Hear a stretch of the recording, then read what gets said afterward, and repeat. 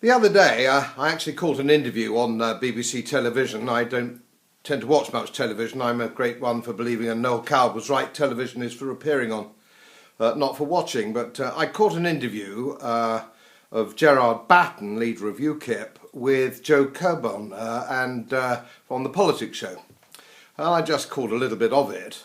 And I was absolutely fascinated by the fact that she simply couldn't cope. She came almost hysterical and lost control of the interview because she simply couldn't understand where Gerard Batten was coming from.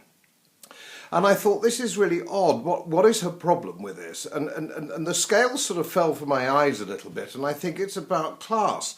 It's the good old-fashioned English class system. And I think the problem that we have with our BBC interviewers and Sky, the Kay Burleys and all these sort of people, are all middle class. They live in a middle class bubble. They went to middle class universities, and they think along rail lines. You know, they never sort of think outside the box. They don't have an original thought in their head. And they're finding it extremely difficult to understand where ordinary working class people, white working class people, are having a problem.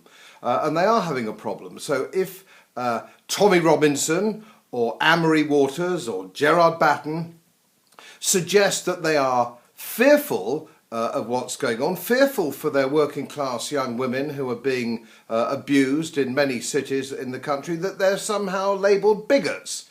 And they're not bigots. It's quite wrong to assume that they're just bigots. They are concerned.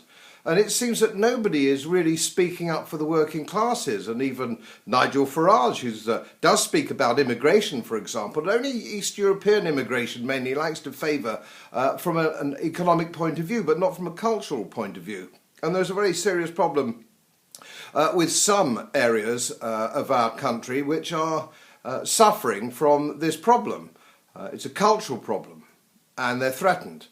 So would it please be possible for public service broadcasting, which includes Channel 4, BBC, Sky TV, would also be helpful if you could actually interview people like Tommy Robinson and Gerard Batten and Anne-Marie Waters and actually let them finish a sentence.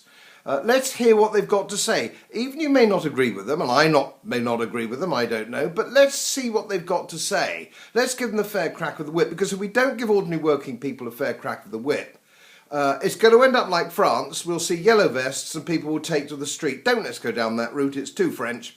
We don't really want violence on the street. But if people don't get a fair shake, especially on public service TV, that's where it's going to end up. So think on.